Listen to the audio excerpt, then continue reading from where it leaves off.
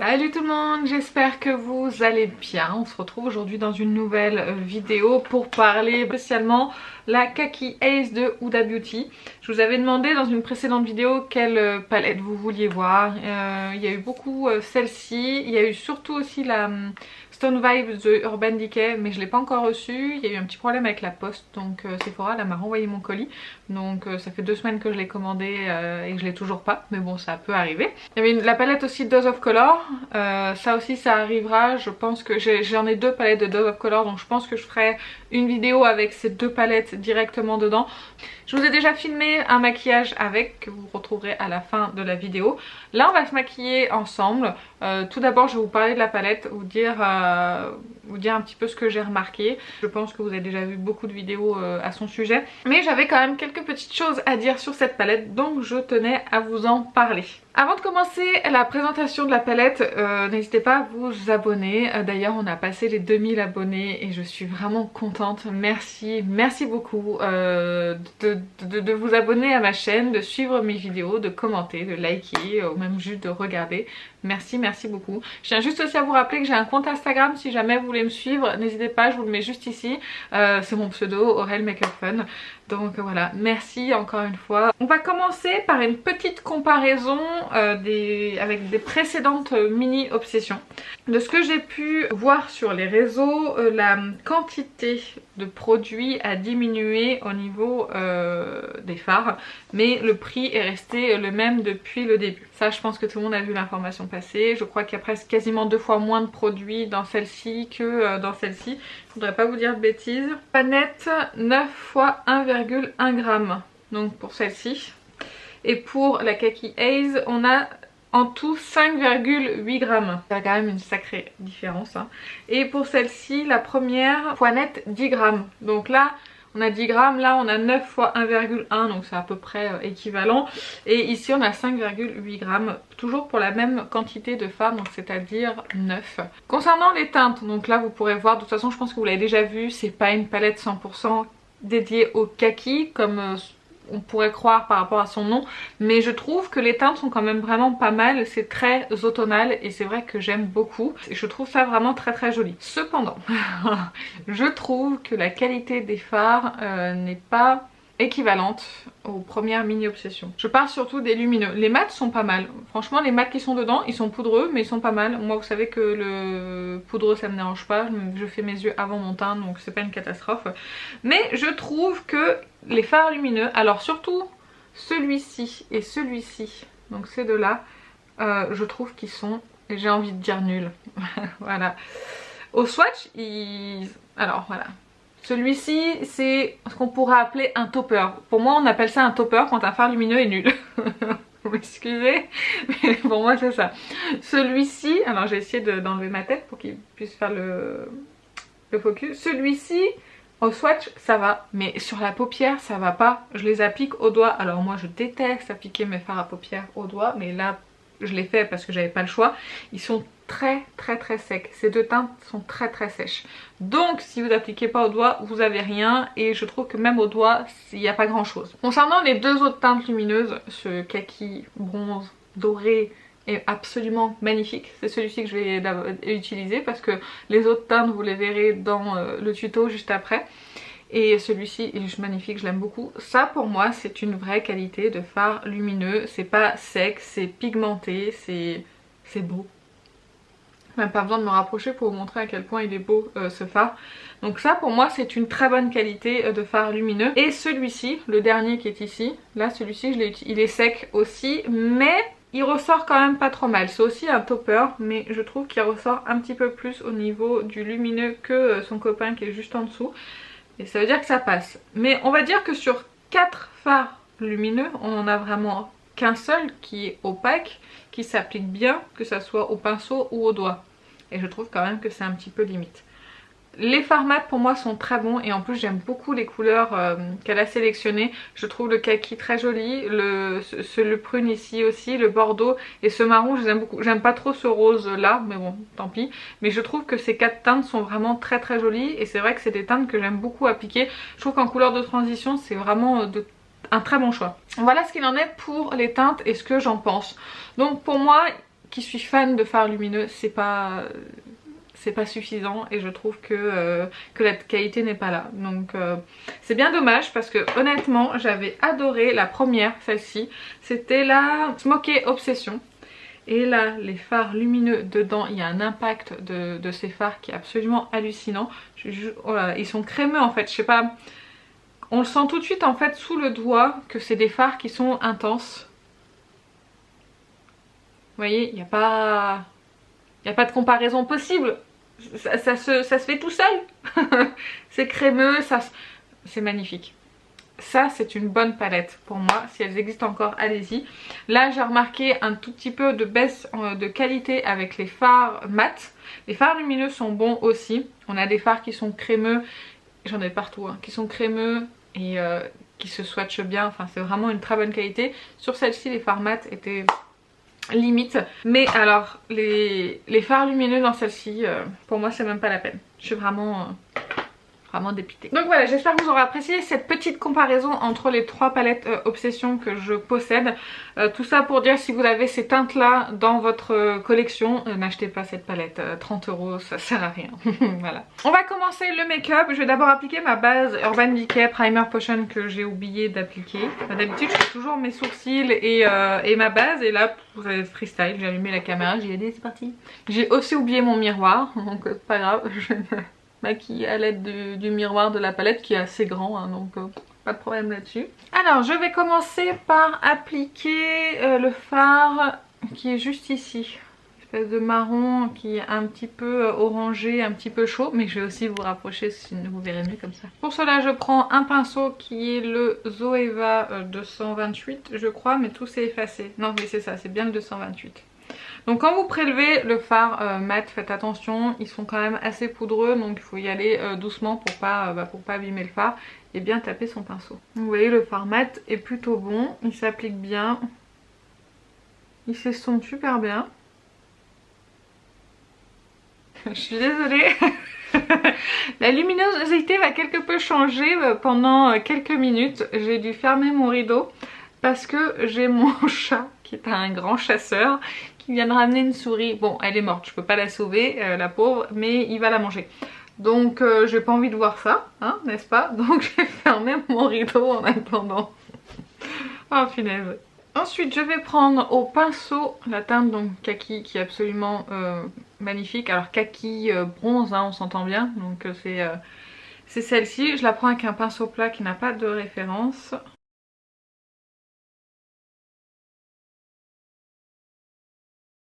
Vous voyez, ça se passe plutôt bien.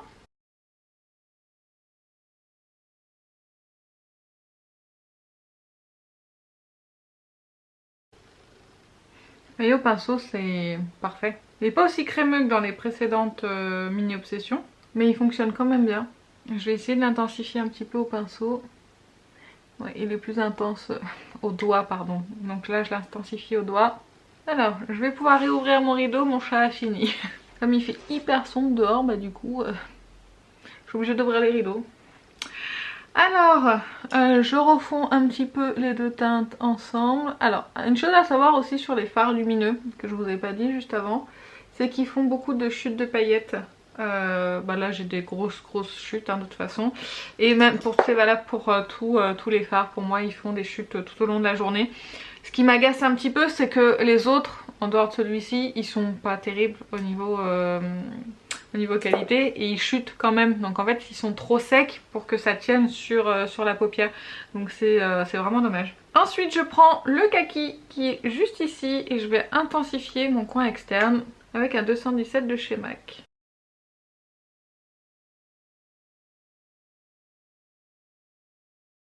Et je vais rajouter au centre, pardon, celui-ci. Je vais rajouter au doigt, au centre de la paupière pour apporter un petit peu plus de lumière. Je réestompe dans le creux. Ton estompe, il y a tout qui s'en va. Je reviens, je vais nettoyer mes chutes et on va continuer le maquillage ensemble. Bon, les paillettes ne partent pas, donc tant pis. Je vais passer mon fond de teint par-dessus, ça devrait le faire. Mais vraiment, ouais, vraiment il y a des grosses chutes de paillettes pour les lumineux. Et je trouve que malgré que les fards mat soient poudreux, ils n'ont pas énormément de chute. J'en profite dans cette vidéo que je me maquille en kaki pour tester avec vous le Aqua Resist Smoky Shadow de Make Up Forever en teinte numéro 4 Jungle. Donc celui-ci je ne l'ai pas encore essayé et je voudrais essayer de l'appliquer comme un liner pour voir s'il marque par-dessus les fards. Ouais, il marche bien. Vous verrez peut-être pas trop la nuance entre le fard à paupières et le crayon, mais il marque bien. Oui, ça intensifie légèrement le rat de cils, c'est très joli. Ouais, c'est plutôt joli, j'aime beaucoup. Je vais essayer de me rapprocher pour que vous puissiez voir un petit peu la différence là sur mon rat de cils. Il est très joli. Je commence à me faire un avis sur ces crayons, qui est mitigé, mais je commence à avoir un avis dessus. J'ai déjà utilisé l'autre teinte que j'avais acheté, que je vous ai pas encore montré dans un haul. Ça devrait pas tarder, ça va arriver le haul. J'attends juste de recevoir mes dernières commandes Sephora pour tout faire d'un coup. Je vais appliquer la base pour le teint de Marc Jacobs, qui est une base hydratante. Moi j'ai surtout besoin en fait pour les bases hydratantes de les mettre ici sur les joues. J'ai pas besoin, j'en mets pas sur le front, j'ai pas vraiment besoin. Du coup ouais, je la mets bien ici, là sur le menton. En fait moi j'ai vraiment besoin à ce niveau là d'hydrater ma peau. Sinon c'est vrai que ça marque un petit peu plus le teint quand je mets du fond de teint. Après on va appliquer un fond de teint ensemble, donc je vais vous reculer quand même un petit peu. On n'a pas besoin d'être aussi près pour le fond de teint. Il s'agit du fond de teint éclat naturel et hydratation 10 heures de Sephora. Et j'ai la teinte 20N. Ça fait déjà plusieurs fois que je l'applique celui-ci parce qu'il est dans ma rotation de ce mois-ci. Et je vous ai pas encore donné d'avis sur celui-ci, donc je me suis dit que j'allais en profiter pour le faire en même temps que je l'applique. C'est un fond de teint, alors déjà au niveau de la teinte, pardon, vous voyez rien. Au niveau de la teinte, il est un poil jaune, je trouve, pour du neutre. Une fois appliqué, franchement, ça passe. Je l'applique avec l'éponge IMAX Design de Amazon, qui est pour moi génial. C'est un fond de teint qui donne vraiment de l'éclat au teint. Il fait vraiment très naturel sur la peau. Alors moi, il se voit quand même, c'est pas un fond de teint pour moi qui est complètement imperceptible sur la peau. Sur ma peau, je le vois surtout au niveau du menton et un petit peu sur les joues. Moi c'est surtout ici en fait qu'en général que je vois le fond de teint. Pour moi il n'est pas imperceptible, il lisse pas la peau, pas du tout. Il unifie, il tient bien, malgré le masque il tient quand même. Alors c'est pas non plus une tenue extrême hein, mais ça tient pas mal.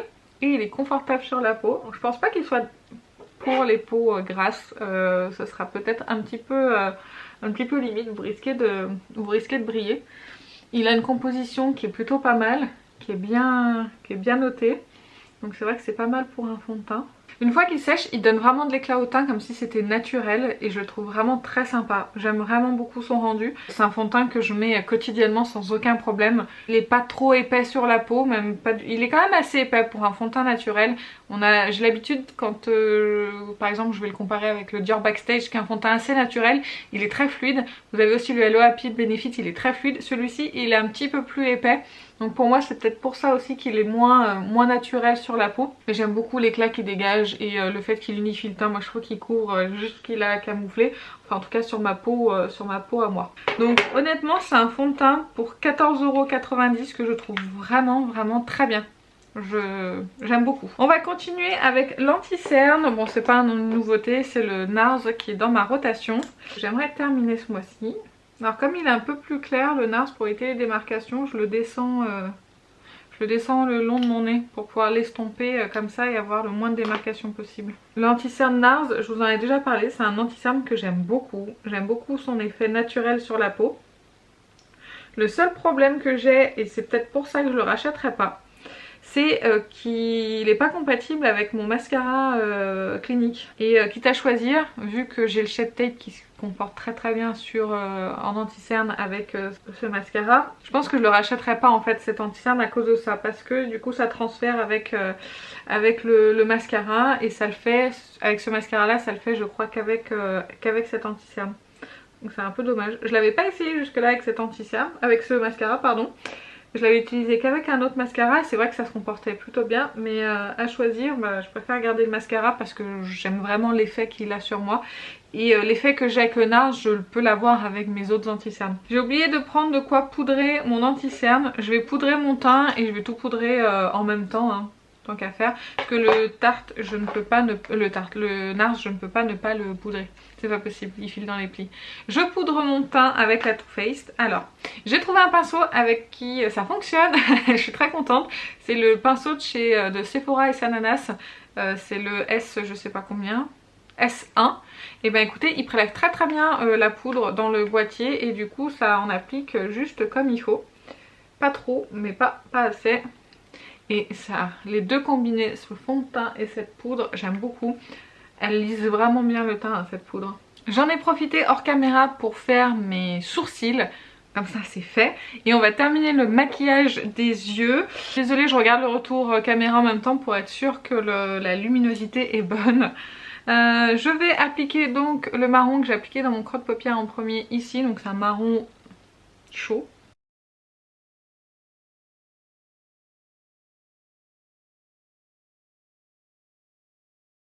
Ensuite je prends le kaki ici et je vais le mettre juste dans le coin externe mais en bas. Vous voyez, je le mets juste dans le coin externe ici, hop. Pour faire un rappel un petit peu et intensifier. En point de lumière je vais mettre la teinte qui est juste ici. En essayant de ne pas faire de chute, je vais essayer au petit doigt. Voilà, au petit doigt ça va. C'est pas non plus l'extase en point de lumière, mais bon ça fait le job. Vous êtes un petit peu sombre. Désolée pour ce changement de luminosité, j'avais oublié de réouvrir mon rideau, je l'ai fermé sans faire exprès en passant. J'applique mon mascara qui est le Clinique. Je vais trouver les écritures, je vais y arriver, ça y est. Le Clinique Eye Impact Mascara effet cils lifté. J'utilise qu'un mascara la plupart du temps en même temps, 2 voire 3 grand maximum. Là en ce moment j'ai que lui qui est entamé et j'en ai un dans mon stock, mais c'est tout. Ça s'arrête là. Donc je recourbe mes cils parce que sinon je n'ai pas de courbure du tout au niveau de mes cils. Et j'applique mon mascara. Alors j'essaye de faire attention parce qu'avec lui je tâche toujours ma paupière, je sais pas pourquoi. Alors que la brosse elle est hyper fine. J'applique mon rouge à lèvres qui est dans ma rotation, c'est le anciennement Cavendish Bow and Roll. Et voilà pour... Ah non, j'ai pas mis de blush ni de bronzer. Pardon. Je me disais mais c'est marrant, je suis super blanche. Je vais mettre le blush Marc Jacobs qui est dans ma rotation. Je mets pas de bronzer parce que j'avais que le bronzer crème là devant les yeux et je veux pas que... Et j'ai déjà poudré mon teint donc tant pis, je vais juste mettre du blush. Je suis assez généreuse en blush aujourd'hui, hein. Je vais estomper avec mon éponge. Ah mais ça va mieux, je me sens moins pâle quand même, c'est quand même plutôt mieux. Alors on va passer à la conclusion avant de vous laisser avec le deuxième make-up. Je vais me rapprocher comme ça vous pourrez voir un petit peu le rendu. Le rendu il est quand même hyper joli, il n'y a rien à dire, mais vraiment. Même l'autre maquillage vous allez voir, le rendu il est pas vilain. Mais je trouve que c'est pas... qu'on a mieux sur le marché maintenant. Je préfère largement acheter une mini... Enfin, vous connaissez mon amour pour Natasha Denona, donc en même temps c'est pas étonnant que je vous dise ça. Vous connaissez mon amour pour Natasha Denona et donc les mini palettes. Et je préfère acheter 5 fards à 25 € que 9 à 30 € avec cette qualité là. C'est dommage parce que honnêtement ça aurait pu être une super palette. Elle a des teintes qui sont vraiment magnifiques. J'aurais peut-être juste remplacé ces deux là par des teintes pas rosés comme ça, mais j'aurais bien mis un lumineux un peu bordeaux éventuellement pour rappeler, pour aller un petit peu avec cette couleur là et celle-ci. Enfin, vous voyez, j'aurais peut-être mis voilà le topper, celui-ci je pense que pour moi il n'est pas nécessaire. De toute façon je pense qu'à part des chutes il ne sert à rien. Et donc le mieux c'était de mettre un bordeaux dedans lumineux, je trouve que ça aurait été parfait. D'ailleurs des bordeaux lumineux on n'en trouve pas beaucoup dans les palettes. Faudrait peut-être que les gens y songent quand même. Comme je vous ai dit, les mats je les aime beaucoup. Il n'y a qu'un seul lumineux pour moi qui vaut le coup. Voire à la limite celui-ci en topper, mais il fait des chutes de fou donc c'est quand même compliqué. J'ai des chutes de paillettes de toute façon, voilà j'en ai déjà. Et je sais que j'en aurai au cours de la journée parce que j'ai appliqué celui-ci. Avec celui-ci et celui-ci c'est exactement pareil, j'avais des chutes de paillettes. Avec celui-ci par contre j'en ai pas. Tout ça pour vous dire que c'est pas ma palette préférée. Le maquillage est très joli quand on regarde comme ça, enfin en tout cas moi je le trouve très joli, j'aime beaucoup ce que j'ai fait avec, mais pour moi elle vaut pas ces 30 €. Déjà parce qu'on a moins de fard à l'intérieur, hein. Oui, j'aime bien, mais c'est pas la palette de l'année et pour moi elle vaut pas le coup. D'ailleurs, si vous avez testé les deux autres qu'elle a sortis, parce qu'elle a sorti deux autres teintes comme ça dans la gamme Haze, si vous les avez testés, ce que vous en pensez? Est-ce que vous pensez que la qualité des fards est excellente, que ça vaut ces anciennes mini obsessions ou pas? Dites ça en commentaire, ça m'intéresse. Et pareil, bah dites-moi si vous l'avez testé, ce que vous en pensez, d'accord? Sur ce, je vais vous laisser, je vous fais plein d'énormes bisous et je vous laisse avec le tuto. Salut.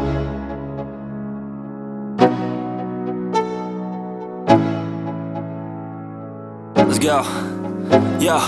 I'm like an addict, do I gotta have it. I ain't even playing, got a really bad habit. If it moves, gotta grab it, fuse like a magnet. Lose, won't have it till I'm doomed in a casket. I ain't playing, got a weird mind. If you work 8 hours, I'ma work 9. If the shit tastes sour, you should taste mine. I'ma stay in power for a long time. Get up, nah, I ain't a quitter. Toss me the ball, I'm a really big hitter. Big picture, I'm a straight killer. Rising the song to the highest bidder. Got juice, got gas, I'ma move fast. New shoes, new tracks, like who's that? I'm new, come back, better than last. Yeah, it's a new me, never gonna look back. I'm never gonna look back. Cause damn, I was built to last. You move slow and I move fast, and that's facts. Only I can make a change. Slowly take a step today. I will never be the same. Cause that's what it takes.